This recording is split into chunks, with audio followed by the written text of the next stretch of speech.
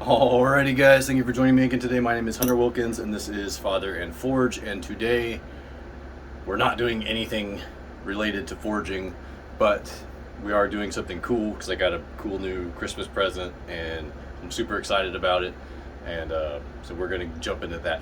Before we get into that, I want to cover one thing because we are, or I am, almost to 300 subscribers on YouTube. I know that's not a lot to some of you big dogs, but that's a lot for me, and I'm pleased with the growth that I've had this year.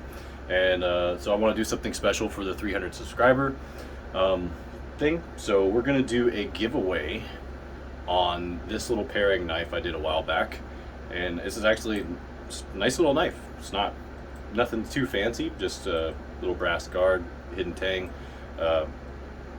It's a little paring knife though, and I use it quite a bit in the kitchen and stuff, and I just feel like I'm going to clean it up and we'll do a little giveaway on it. So if you would like a chance to win this knife in the giveaway, check down below for instructions, and I'll figure it out. Let's not worry about that right now. Let's jump into today's project, which is we're going to be unboxing, building, and hopefully testing the Ender 3 V2, right? Yeah, the Ender 2 or the Ender 3 V2 3D printer, which I'm super excited about. My wife surprised me with that as a gift for Christmas, and I've heard a lot about it. Been watching videos all morning about it, see how we can put this thing together. She got me a couple of upgrade kits too, so I think I'm gonna go ahead and maybe do some of those during this. So let's get right in here and start doing this because I don't want to take too long. Let's jump right in. Okay, so I know this isn't the best vantage point, but this will do for now. Maybe I'll move stuff around as we go, but the first thing I noticed too when I open this is the packaging is like amazing. So this fit in and just the other way, just like that. Everything is formed perfectly, so this is like super protected when it ships. I think that's really cool. It's nice. I mean, it's a small touch, but it's a nice thing for the company to do to really protect these the devices when they ship out. So that was all like really nice and snug. I had to like peel it out. It was so tight. So that's pretty cool. I like that. So we're going to take our instructions. We'll set them to the side for right now, and we're going to get going into this. So one of the upgrade kits I did get was the Extruder Upgrade. So this is like an aluminum upgrade kit. So all these parts are like milled or cast aluminum, and basically that replaces the plastic pieces on the extruder that comes with it, which is this guy here. So we'll be doing that upgrade. I don't think that's going to be too tricky. It looks pretty easy from what I've seen so far, so we'll do that and we'll get this whole thing put together and hopefully get a test. Okay, so before we get started getting this all set up and everything, let's just kind of go over some of the stuff we have here. So this is the base, obviously. I'm going to check this for everything to be, or make sure everything's nice and tight. You don't want it to be too tight from what I understand, but you want it to be nice, travel nicely, but not be able to move this way, so that doesn't shake around and give you any distortion in your prints. These two clips just hold this plastic piece on to protect it. I'm going to keep that on just for right now, just in case I drop something or anything like that. You're gonna get this bag with some other stuff. There's some sample filament. This is like an SD card. There's the belt for the X-axis.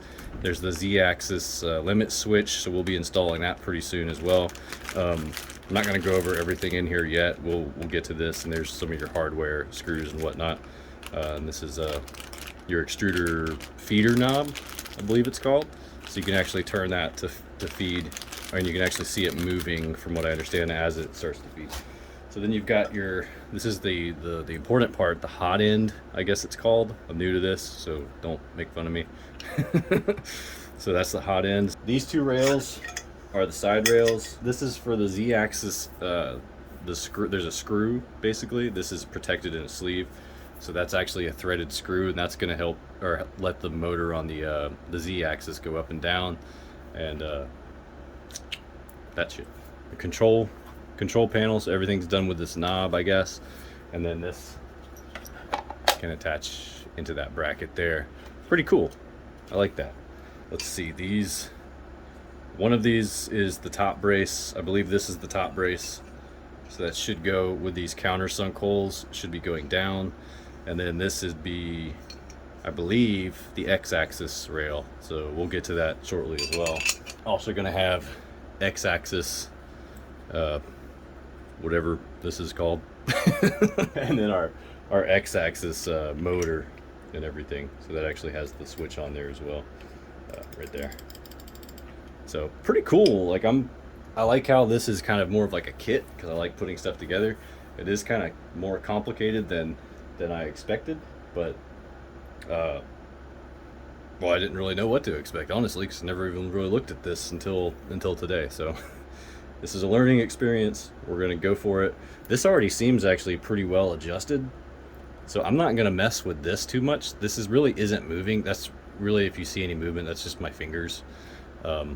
This table too, by the way, is not what I would advise. Don't like set this up on something like this. Get like a nice level surface to put this on to do the adjustments. But for my purposes right now and just putting it together, this is gonna be fine. And also one thing I did notice too is that you need to kind of go through and check these screws, make sure they're level, or not level, tight, make sure they're tightened up over here as well. And then there's an additional 4 on the bottom here that should be pretty snug. So we're gonna go through those and tighten those up in just a moment.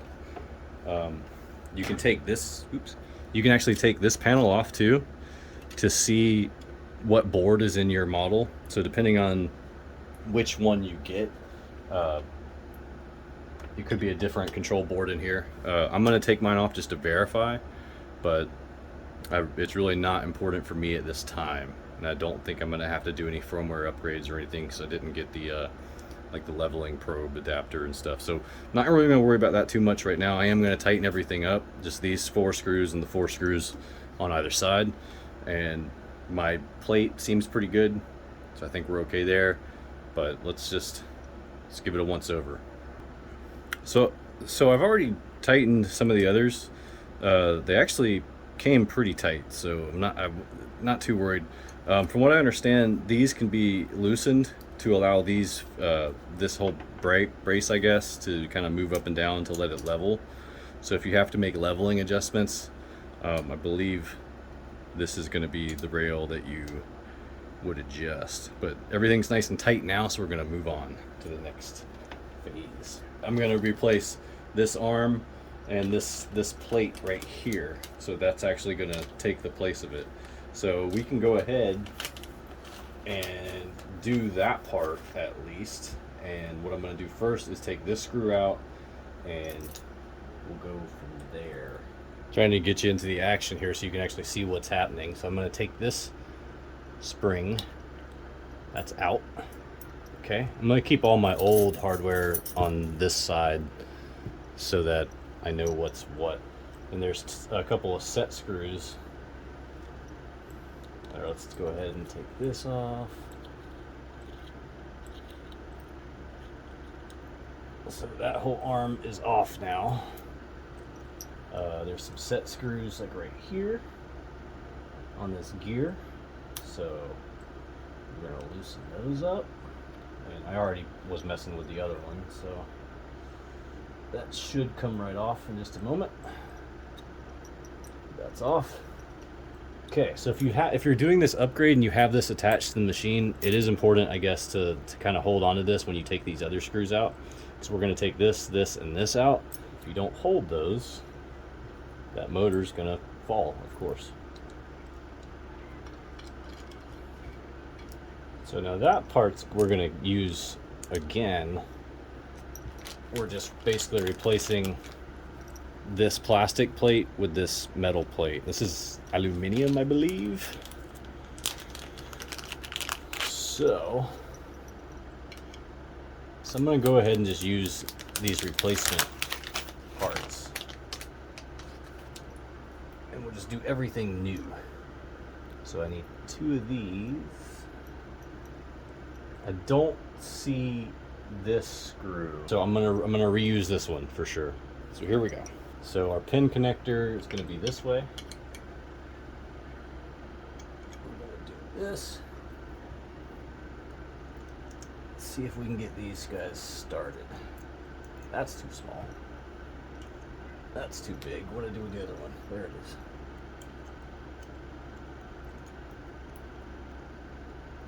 There we go. I'm just going to leave that a little bit loose so that I can get these other ones in here nicely. And the only reason I'm doing this before I do the full build, I just figured it would be probably easier to do this when it was off the machine. But honestly, I don't think it'd be that bad to do it on there. So if you already have the machine built and you want to do an upgrade, I don't see why that would be an issue. So I'm going to tighten these 3 up all the way now. Put everything back how it was when we started. Okay, so some clarification on that, just so you know, you can't really see it in a lot of other videos because they don't have this off.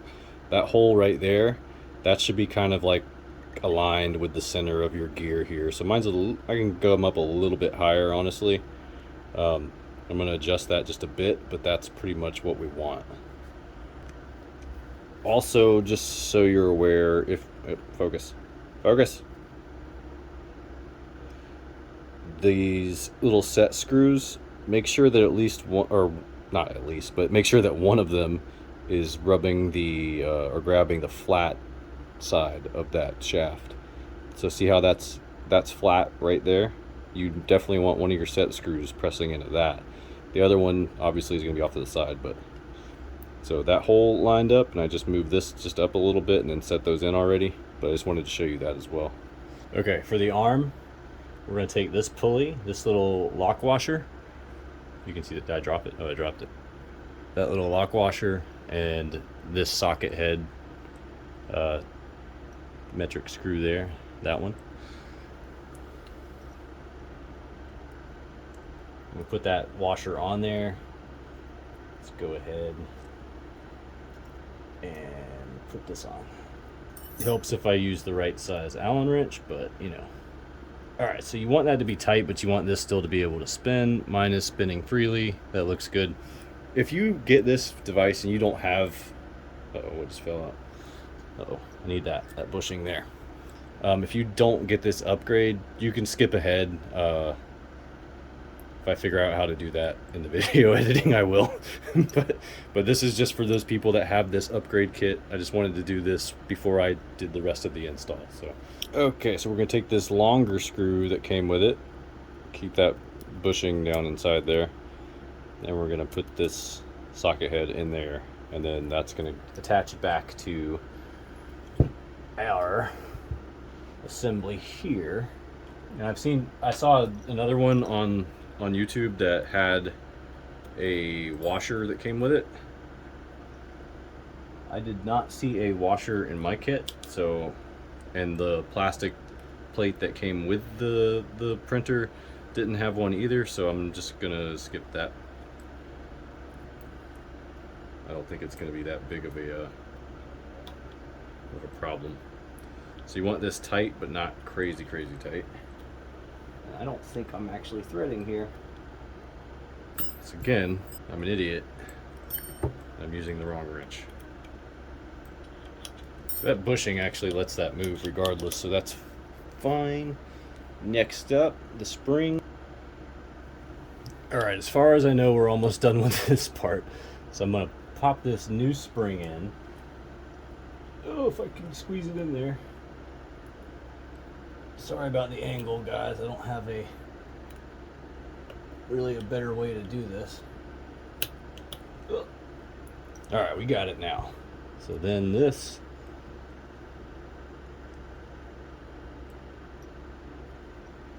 screw should just go right in here.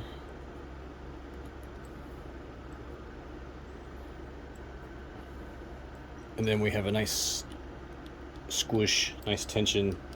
I think that should work really good. And then as far as the end, the upgrade kit came with this one, but my wife got me like 2 different kits here, so this other kit I have has some extra stuff.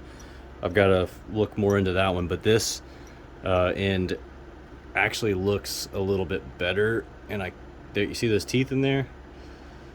That's the next upgrade, and this is the upgraded. Let me focus here, focus.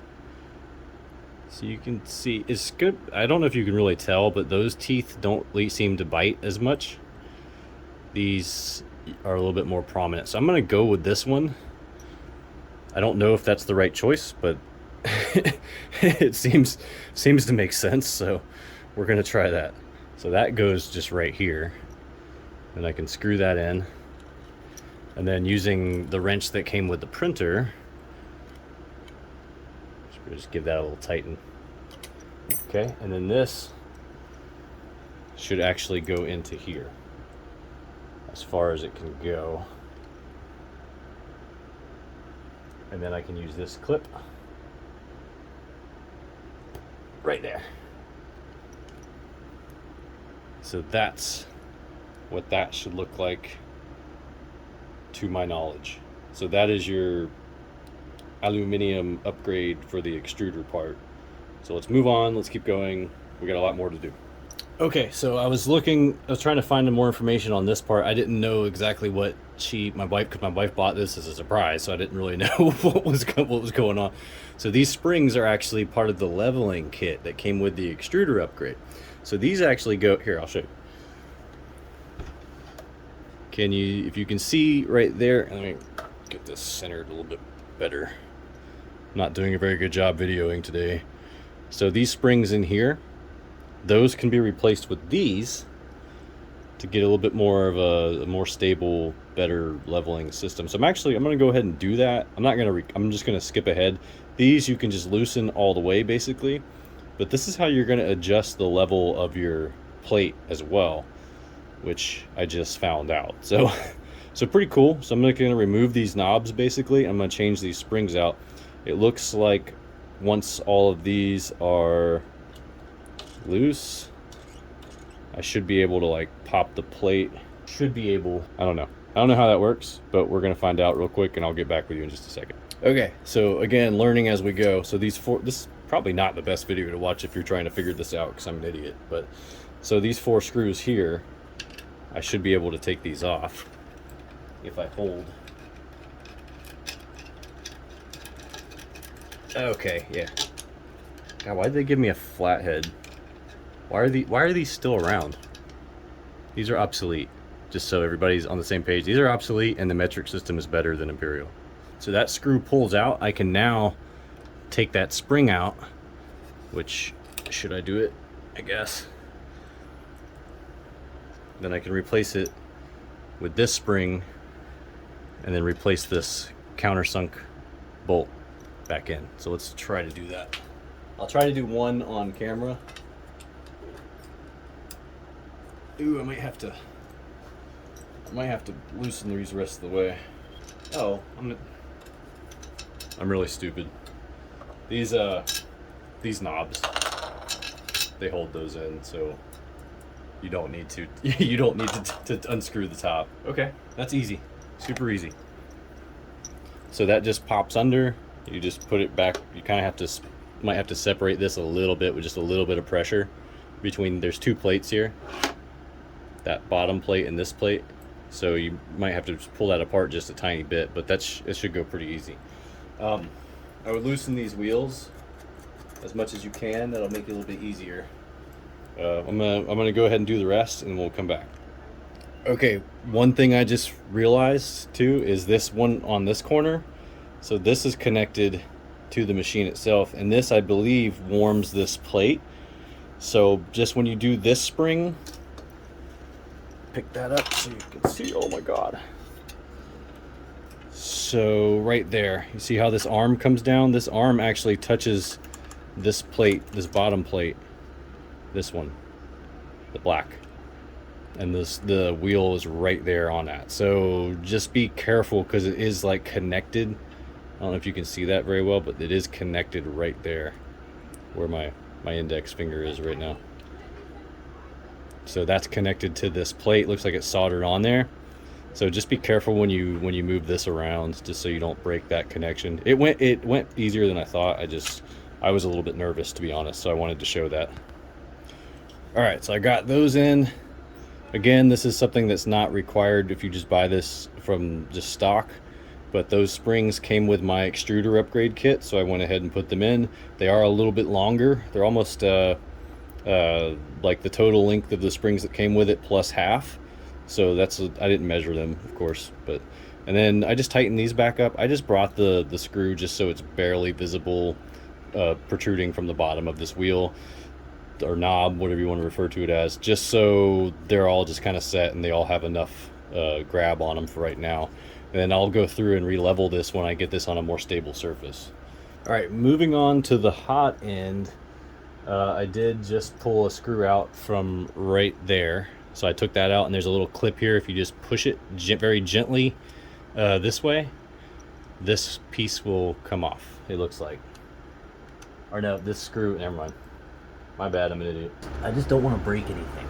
It's my biggest fear here. Oh, okay, these are just little like clippies. Are they not? How does this work? Okay, so it turns out I was just being a little bit too gentle with it, but that's definitely understandable considering this is a, you know, not a cheap piece of equipment. So I just kind of had to push on these clips that are right here just to give them a little bit of extra pressure, and this piece came separated just a little bit, and that's all I need, because all I want to do is pop this off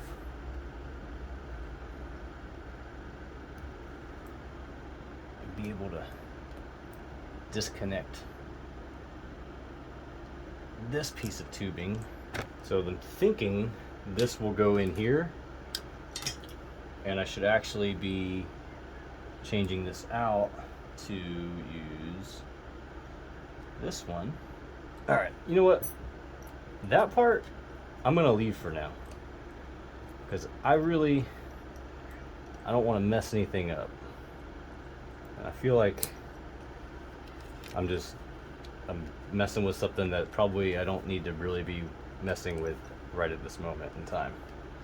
Screws all over the place. All right, I'm just gonna put that back together. If I think the tubing I'm gonna change, I don't really see the need to change that other part yet, so I'm gonna keep these off to the side and we're gonna keep going. Okay, I had to take a quick pause to read the manual a little bit. So we're gonna use these screws here. So these are M5 by 45s.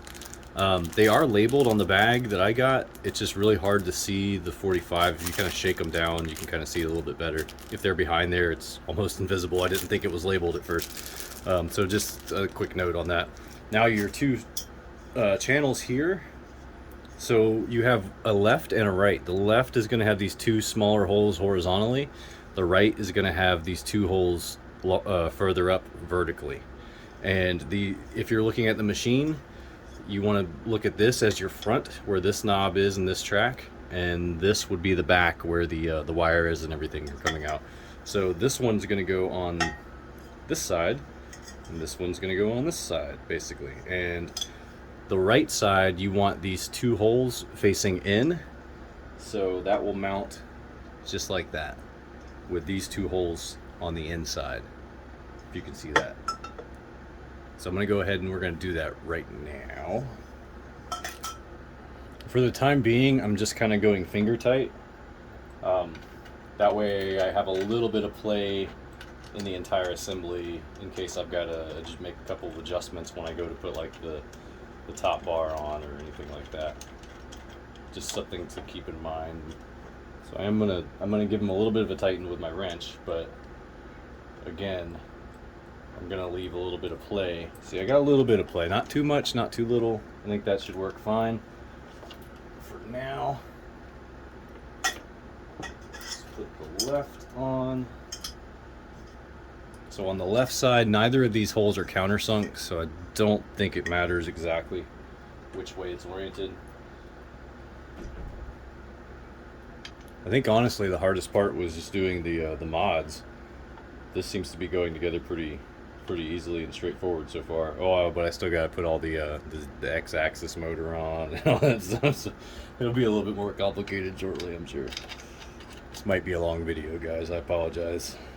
Alright, the same step, we're going to go ahead and do this Z-axis, I guess that's a limiter switch. So that's going to you have these two T-nuts or whatever you call those. I'm not that familiar, but those are going to go into the channel, and ideally they should turn like that once they're in and lock it into place. So let's go ahead and try to line that up. I'm going to go to the left and then to the right.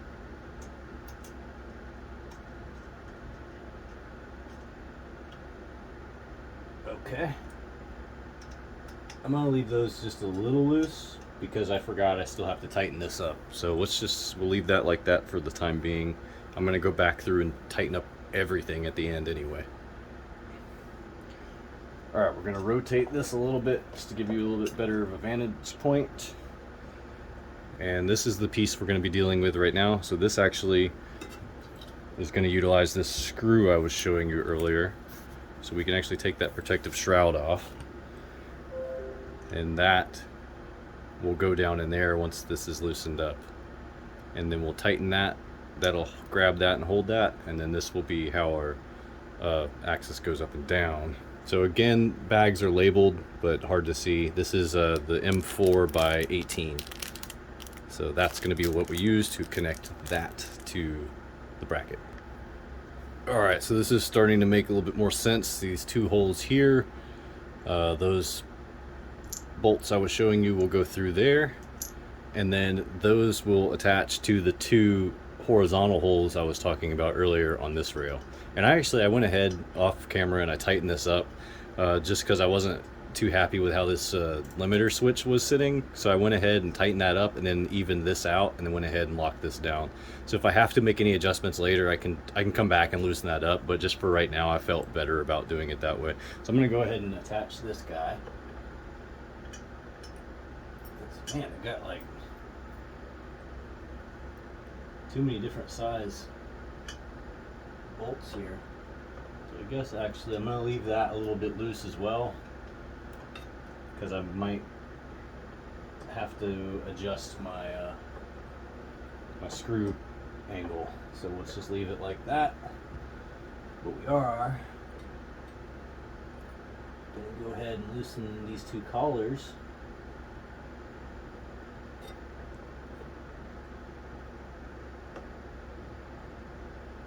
Or I guess just the top collar from what it looks like is the only one that matters. So that will go in and that will tighten up. So I'm going to go ahead and now that I have that in there, I'm going to line it up as best I can by eye and just tighten these screws down at the bottom. Again, if I have to make any adjustments, I should be able to come back and that shouldn't be a big deal. Alright, moving on.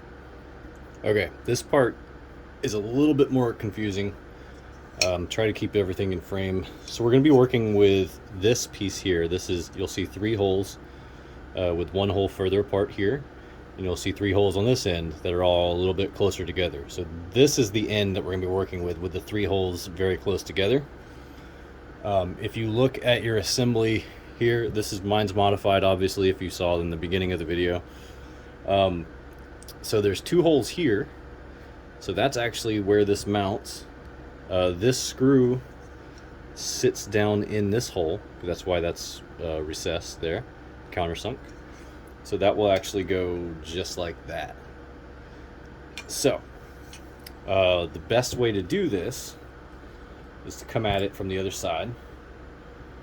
So again, if you're looking at that, put your QR code with your limiter switch like facing towards you, and then you can kind of see how this would line up with that bar. I was confused looking at it, trying to figure it out myself, but that's how it's supposed to go. So we're actually going to take our M4 16s, and let's see here, I'm going to pass them.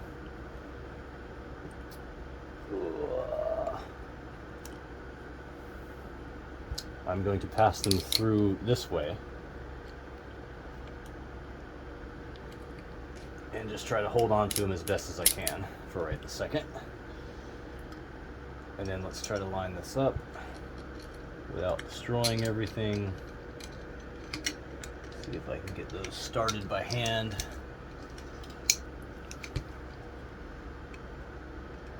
All right, I think I got one. So there's some holes on this side, so you can actually reach those screws. All right, I got it that time. It's a little tricky, but you're gonna pass your Allen wrench all the way through, and your bolts though are gonna go here on this inner plate.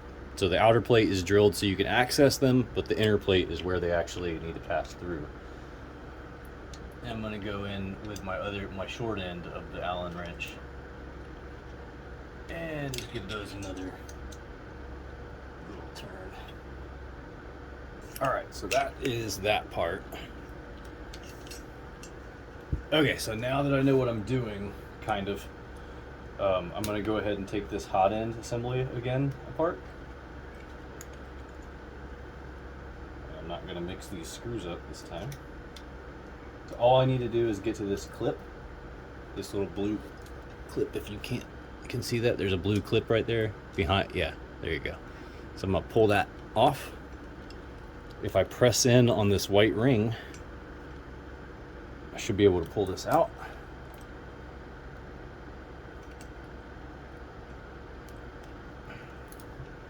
So I'm gonna take, oops, let's take it out like that.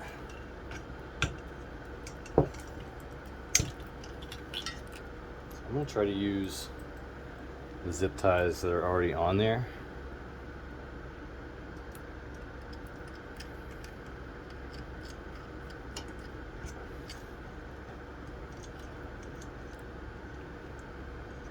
Feed this through. So again, this is not a mandatory step. This is part of an upgrade that my wife got me with the printer unit itself. So you're not going to have all of this stuff, most likely. Anyway, so now I'm going to take the blue tube that I just disconnected the white tube. That goes in. It's in as far as it will go. I'm going to take my blue clip, put my blue clip back on. Sorry if that was a little out of frame. I'm really trying to do this quickly so I don't take all day, and try to do it correctly though. So that's the name of the game. I would rather do it correctly than screw it up. I'll put this screw back in.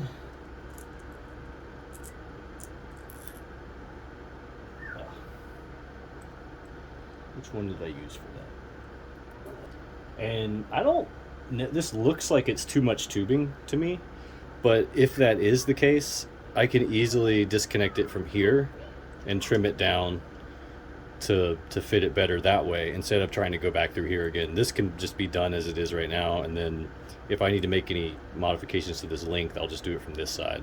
So there's two ends connecting here. Okay, just for the record, definitely looks like I'm probably going to have to trim that a little bit, but not a big deal. All right, so now that that's on, the only logical way that this piece goes on, there's a recessed countersunk hole here for this bolt by my index finger. So that would sit in there, and then there's two holes that you can screw this onto. So you really can't screw that up. There's no other way. There's no other way to put that on. You can hear my dog howling in the background. Okay, so hopefully I've done this correctly, but so we've got our two sides here with the wheels, so those will slide down over that. If you get confused on orientation of this, you should be able to have your spring-loaded arm for the extruder part like facing up towards you, and the cords and stuff going to the opposite side and going down into the hot end. So the nozzle should be facing down, whereas this should be facing up, and these should be on opposite sides from what I understand. Okay, so now that that's together, we're just gonna make sure tried to keep the wires as straight as possible and stuff. So I'm gonna just kind of put this onto the rails and try to guide it.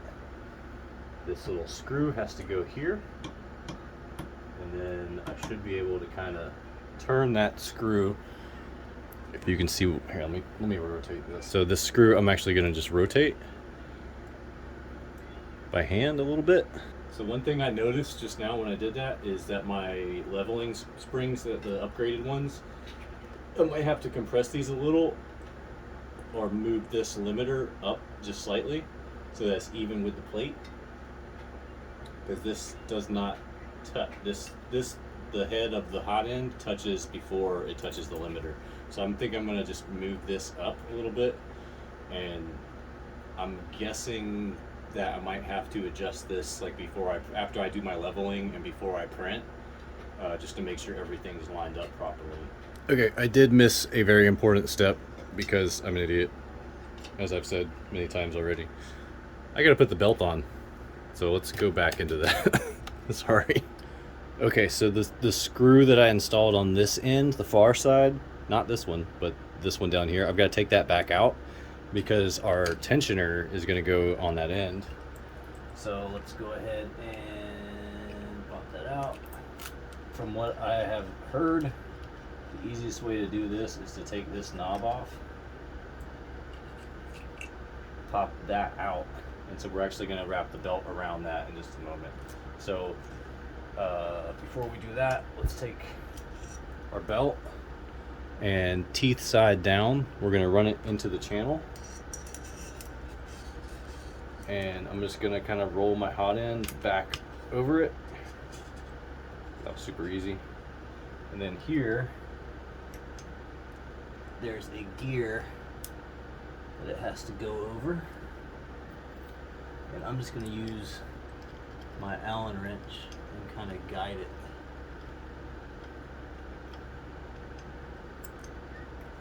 Try to push it through. Okay, so I'm out through the other side. I don't know if you can see that very well, but I just used my Allen wrench and just kind of helped pick it up, and then I just pushed it with my fingers over that gear. So if you can see that, that's what that looks like in there. Okay, so now we're just going to loop that around. So this actually, if you can see this, should go under this plate to the bottom. Like that. Just gonna pull it a little tight. Okay. So see, there's a little slot right there. That little crimp just kind of sits there. So now I've got to go around. That's pretty cool. I've got to go around this tensioner. Bad. Had to turn it a little bit just to get it in there, but it's fine. And I'll bring that around. Now that I have the belt through, I'm going to put this back on. This is the top, I believe. Let me check on that. I don't want to give anybody misinformation. Okay, that's pretty straightforward. So this notch right here fits this bracket. So there's really only one way you can put that on there. But if you're confused, this is the top. This is the front side. So if the machine is oriented this way and this were set on top properly, this would be the front side. This longer slot would be the back side. But that's really the only way it can go on there, so it's not too big of a deal. I'm gonna pass this back through. I'm gonna put my knob back on. And I'm gonna leave that pretty loose for right now. Got that back on. And I'm taking the screw that I just had in there already. So we're gonna go ahead and put that back in. Okay, one thing I missed, there is a tapered screw, a tapered bolt that goes into this side of it too. So once you have that screw that you took out replaced back here, or of course if you did it correctly, you wouldn't have to replace it, it would just not be there. But once you have that one in, you put this one in on the other side. So that's gonna hold it nice. That's gonna hold it nice and snug. And I'm not going to go crazy tight on that because this is plastic and I don't want to break it. So now I'm just going to take the belt, and there's another slot right here. And it looks like I might have to loosen this just a little bit. Give myself some slack to work with. Perfect. Okay. So that's what that looks like. So you can see these crimps, they just kind of sit in those slots, and that's what holds that in there. So now I'm going to tension this a little bit. I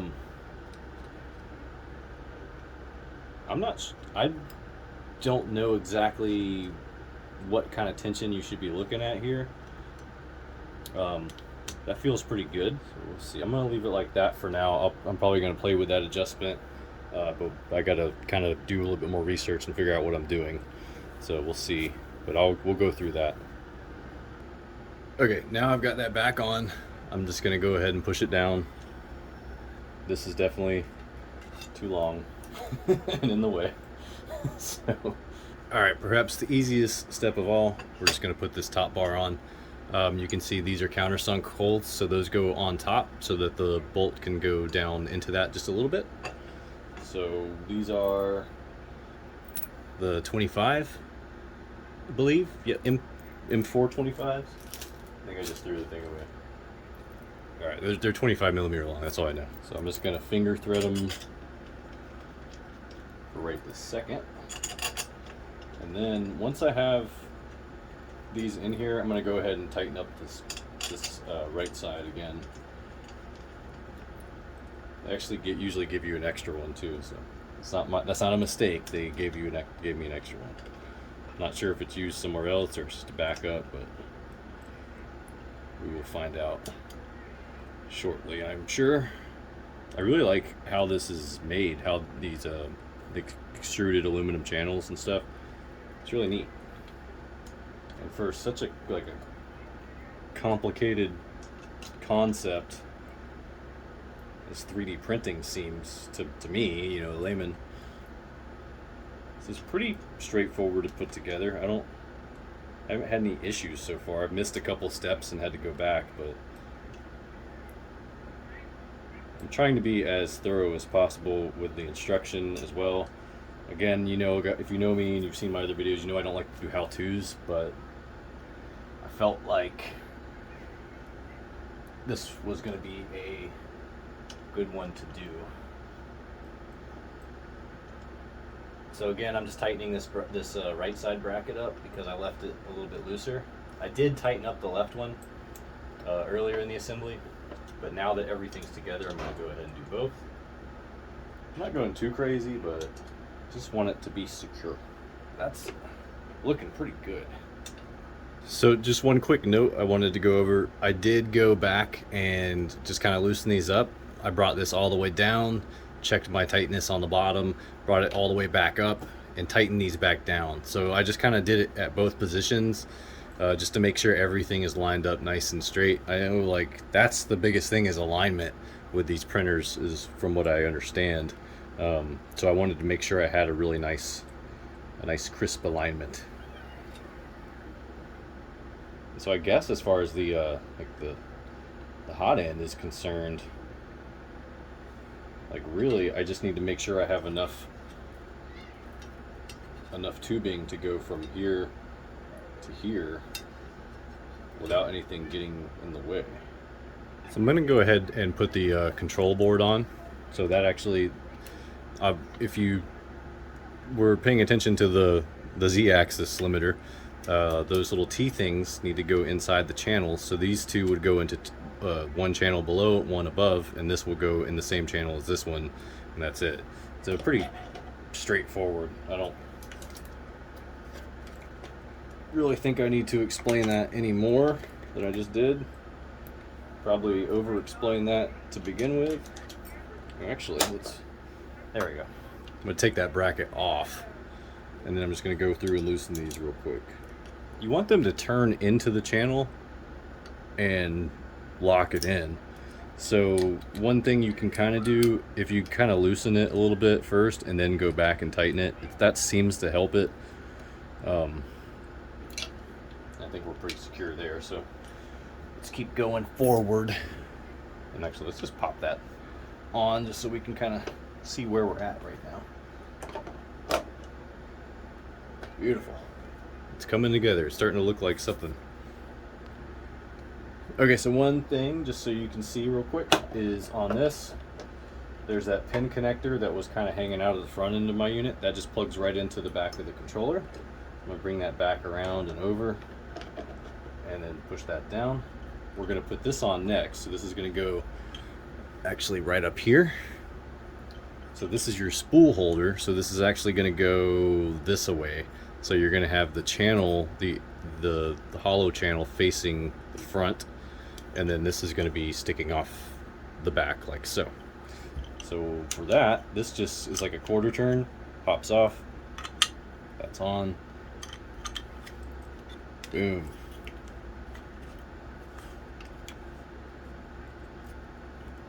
That's on, that's good. Fun fact, I thought these were extra pieces. Those are just more of those T-nuts. They're gonna go into the channel, they're gonna go into the channel and hold this on. And we're just doing the same thing that we've been doing, so I'm not really gonna explain this too much. All right, so next, actually, I went ahead and I trimmed this this pipe, this tube. I trimmed that down a little bit because it was excessively long. So now it should be about the right length. I can trim that a little bit more if I need to. Not too worried about that. This is the extruder knob. You can see that there's a flat spot in there as well, which matches the flat spot right there on this shaft. So we're gonna match that up and just push it down. Bam. So now I can turn this and it turns that gear inside, so I should be able to feed or back out the filament when I'm using this. Next, somewhat trivial step, we're going to put these end protectors on. There's a bag with 2 of these plastic end protectors. Pop those on. And that part is done. So we are almost done. I'm going to go ahead and connect some of these wires. So this is for the Z limiter switch, which is going to go right under here and into the switch itself. Looks like I've got to rotate that like so. These are all labeled as well, so it is a little bit easier than. It's nice of them. This one goes around to the back side to that motor, so I'm going to pass that under. And then this one right here, you see the little Z? You can see that. So that one's going to go here.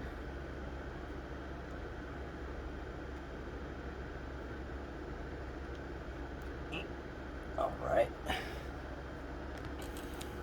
Okay, now you've got this extra cable coming off with 3 more plugs. So we've got an X, an E, and an X. So the E should be for the extruder. That is very tight. Okay. And then the X's. Sorry, I know I keep getting my head in the way here, but where do those go? Oh. The motor right here. This motor. Let me bring you up a little bit.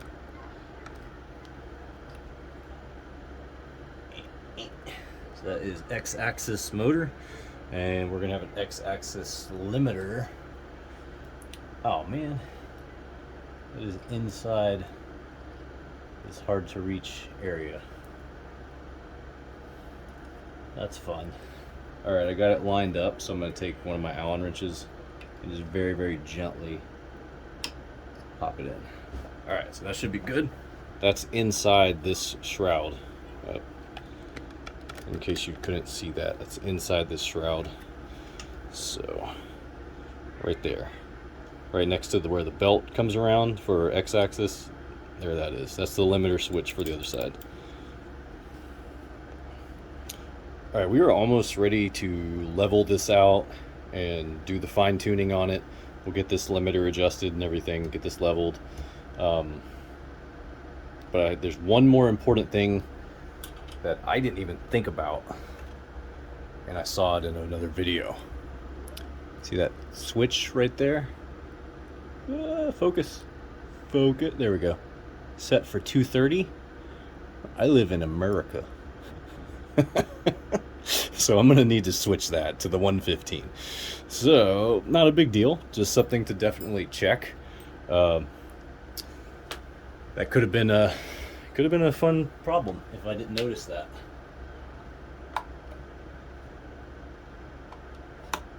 So, no big deal. I just used my little Allen wrench, pop that over. So it looks good now. Let's move this back, move that back. This actually has a nice little drawer. I'm not entirely sure what that's for, but I'm going to put all these tools in there for right now. And if that's wrong to do, I don't care. This is a needle to clean out the head. They put it in this foam block, which cool, but this is a little bit of overkill, so I'm going to just cut that. This is just trivial stuff at this point. This has nothing to do with the assembly. I just wanted to kind of protect that a little bit, so I did that. I'm just going to stick that in this little drawer with all the other tools. There we go. All right, we're going to move this to a level surface in just a little bit, and we'll go from there. I've still got a little bit of stuff to do, but the main setup is done. Like I said, I just got to check the leveling on the plate, the limiter. I think we're good. All right, so let me fool around with it, and we will be back shortly to test.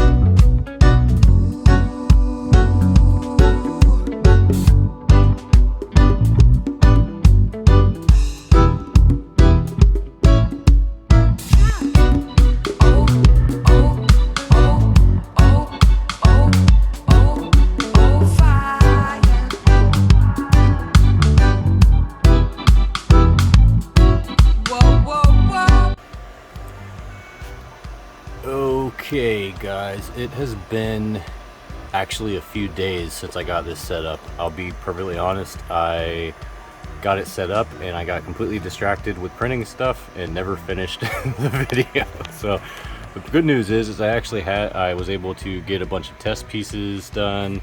Ignore the mess. We've had Christmas dinner and my kids had a stomach bug going on and it was a nightmare. So got a couple things here. This is just a small little skull pedestal, and a bigger version of that, an ocarina, floppy unicorn. And most of these designs were available on the internet for either free or for very, very low price. I think I got the unicorn pack for like $4 on cults3d.com. Just be sure if you are using these and selling these or selling any of this stuff or using it in your channel, give the artist some credit. I'm gonna go back and put the artist details in the details here. I printed this too. This comes in handy. I like to use metric measurements, and metric is very accurate, especially when you're doing small stuff like this. What I'm printing right now is actually a tool holder, which will go at the top of this rail here. So I'm doing that in copper. I'm gonna look and see if I can find some like knob covers or even new knobs, because I know you can get these inserts, the threaded inserts, and you basically just push them into the part. But I'm gonna see if there's a cover for it first, that way I don't have to do all that. But this is just super cool. So the ocarina. See if I can play with one hand here. I can't really play it with one hand, but it works, it functions. This is a Mayan death whistle. So sorry if that was kind of loud. That doesn't work as well as I thought it would, but it's a little bit different of a design than what I'm used to seeing when I've looked at these before. It's actually going to make one out of clay a long time ago and never did. Alright, so let's cover just a few things, and I'm trying to just keep the front camera going so you can see what's happening here. This can be a finicky machine from the research that I've done, so you want to be careful about your tension on your belts here. I honestly don't have any advice for how to set that up. I just kind of played with it until my results kind of got dialed in, and it seems to be working very, very well now. The board itself, or the plate, the other side is that textured material from Ender, and I could absolutely not get anything to stick worth a damn on it at all. So I flipped it over to the glass side. I did some research and read that purple glue stick works exceptionally well. You just basically do a thin coat on that, and everything really sticks really nicely the first time. All the prints that I've been doing have really, I've only had to restart one or two of them, honestly. Everything has been going really well, and if you need to, you can just go to stop and cancel your print, get rid of all the crap that's on there, and start it over if you need to, and you might just need to tweak a couple of things. So let's talk really quick about bed leveling. It's actually not leveling, okay? If you watch any other people's videos and stuff, they're going to talk about bed leveling. It's not leveling, it's tramming. The machine itself can be slightly out of square with the environment. It doesn't have to be perfectly level. The plate and the frame and the print head, or a hot end, I guess you would call it, those have to be square. So if those aren't square, your print's not going to work. Basically, you'll have, like, one side will be a little bit too high maybe, and so you'll be just dropping material from like up above the plate, and it won't hit it and stick properly. So I just bumped that, hopefully it doesn't mess it up. So what you do is, there's an auto, I can't do it now because I'm running a print, but you can go to your menu. There's an auto home options in the preparation menu. You auto home it, preheat the plate for PLA. There's an option to preheat for PLA or ABS. I've adjusted my settings a little bit. I found actually I want to ramp that up, so let me do that real quick. I'm printing with a glossy finish filament, so I found better results at 225 with a bed temperature between 50 and 60. I've just got it at 60 for right now. For my base layer, I turn the fan all the way down, and then as it goes up in layers, it will automatically start to turn back on to cool stuff. So that's important if you're doing bridging gaps or anything. You have to have that fan to really cool the material so that it gets a straight bridge across and doesn't start to sag from the being soft. I know I just went on a huge tangent there. So basically, back to what I was saying. Let me close this out. So to get this tram properly, you're gonna bring it over here. So the print head and the plate are gonna basically be lined up in this far corner position. And what I like to do too is, if I'm changing filament or anything, there's a move option in the menu, and I'll just move the Z-axis up like 20 millimeters or whatever, doesn't really matter. And then I'll feed some through, then when it starts to come out, I'll kind of pinch it off and throw it. I've got a box full of the stuff. I'm kind of keeping it separate from the trash because this does not break down in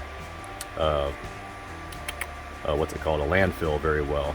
It is sustainably sourced material, the PLA filament, but it doesn't break down as well. Trying to be environmentally conscious as possible. So back to tramming. So once I do that, and the liquids, or the material stops coming out of the nozzle, I'll just kind of pinch it off, throw it to the side. Then auto home it again, bring you'll be right here at this corner basically. I do a visual check and kind of check my gap spacing. These knobs control the level, and you know that I changed those springs out when I was putting this together. So this is how I've been doing it, and you might have a better way to do it, but this is what I've been using. And this is literally just it's kind of thick actually for this purpose, but it's been working really well for me. This is just a guest check, like from a receipt book basically. It's not even mine. My brother-in-law left it down here and I've been using it, so whoops. Okay, so one thing I did learn when you're doing this, and unfortunately I should have done this when I wasn't printing so I could show you, but I take this on the bed and try to push it under the nozzle. And basically the way that I've found that worked the best with this plate with the glue on it and everything is if I can just barely push it under the nozzle so that I don't feel any spring compression. I just feel it give a little bit of resistance and then pop under the nozzle. And if I tug on it while it's under there, it's pretty tight, but I'm feeling for like the spring compression, and it's very, very slight. So what I actually did, oh, here it is, I found it. So on this guest check that I was using, I already did this one. Obviously you can see where there's filament all over it and stuff. So I was checking the height. I wrote the orientation of these knobs just down on the paper so I can look at it while I'm tramming. That actually helped a lot because I've been doing it and I keep going the wrong way and I'm like, ah, crap, and I gotta go back and try to figure it out. Basically all you're doing is bringing all the four corners up to the same height. So you want to go in your options, and once you're auto homed, you want to disable tracking. I think it's disable tracking. I'm not an expert, so you know, I just figured this out myself. So you disable that. You should be able to then move all of these parts while this is on. You want this, go ahead and keep it on, have it preheated, and then do your disabling, and then you can kind of move everything around manually. Then go to each corner basically and do that. And like I said, you just want a little bit of resistance to where you're trying to put the paper under there. And I've heard some people saying they've had a lot of trouble getting stuff to stick on this, and they've just had a lot of trouble doing the prints and getting the prints to come out properly. I've been doing, since I got this thing, it's what now? It is, Christmas was on Saturday. I'm on Tuesday now, and I've only had like 1 or 2 issues with prints. So this is like the second print that I did. My daughter painted it. But his arm was kind of coming down at an angle and had no support. And I didn't know that you have to add supports in the slicing software in order to accommodate for those angles. So his arm, basically I came out and there was just like all this spaghetti on this side because it basically was just trying to print in the air. So if you're printing something complicated like that, just make sure you have supports going up to anything that is not touching anything else that's running down to the base plate. So like you can see on his leg where it started to kind of fail. So you can see where it actually started to separate on his leg down here. It actually anything that's like, so that's like if I run a perpendicular up from the plate, so anything 90 degrees off of that will usually do fairly decent. But if it's anything more than that, it's gonna start to fail, and you can see where it did right there. So this is a good piece just to kind of show you some of the limitations of this. You can see on his face there too, that didn't print all the way. It actually is supposed to come down like another centimeter, and he only got like half of it. So okay, so that's about it for that. I just wanted to really cover those little technical parts of it. Be careful about your filament too, just so you know. Do some research before you really get into starting the prints. Learn about the different kinds of PLA and the different additives that they have in the polymer, because like glitter and stuff will actually start to like sand down the inside of your nozzle. It's not good. So you want to be careful about stuff like that. Right now I'm running plain PLA and PLA the silk. The silk is more of like a shiny finish and comes in like metallic colors and stuff, but it doesn't have any like grit or anything else in there. Whereas the regular PLA will be like matte like this, and it's perfectly safe to run through the basic nozzle that came with all that. But you can buy different nozzles, you can buy all kinds of crap for this. You can print a million things for this. Like I said, I'm printing a tool rack for the top of that rail. I'm actually gonna print some cable control and protection for it later too. So I've been printing non-stop basically since I've had this thing, and it is just absolutely amazing. And there's so much that you can do with it, and just like anything that pops in my head, I'm like, I wonder if I can find a model for that. So like the little credit card measurement tool, I was tired of, one of the only rulers I have that has a metric on it is this little piece of crap tape measure I have, and just having to pull that out, and it's all burned up from me doing knives and stuff anyway. So I was like, you know what, I'm gonna see if I can print a ruler. I found that perfect size, has gauges for screws and stuff, so I can use it at work as well. Fantastic. This thing is just incredible, absolute game changer, and it's going to be so much fun to just keep printing and push the limits of what I can do. And I want to get like 3 more of these machines, to be honest, and just have multiple things going at once. It's just like, I'm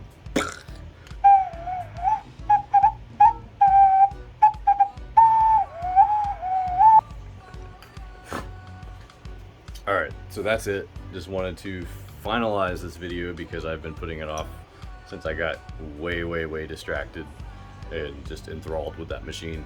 So that's it. Please like and subscribe if you like this. I'm definitely gonna be doing a lot more stuff with this. I might have to change the name from Father and Forge to Father and Print. I'm just kidding, I won't do that. But but I am gonna include some other stuff on the channel now. I think this is a really good opportunity to do some interesting stuff and learn more in a different area with different materials, and I think it's going to be really fun. So I'm gonna keep doing videos about this thing as well, and we'll go from there, and I'll see you guys in the next video. That's it. I'm not even gonna talk about anything else. We're done.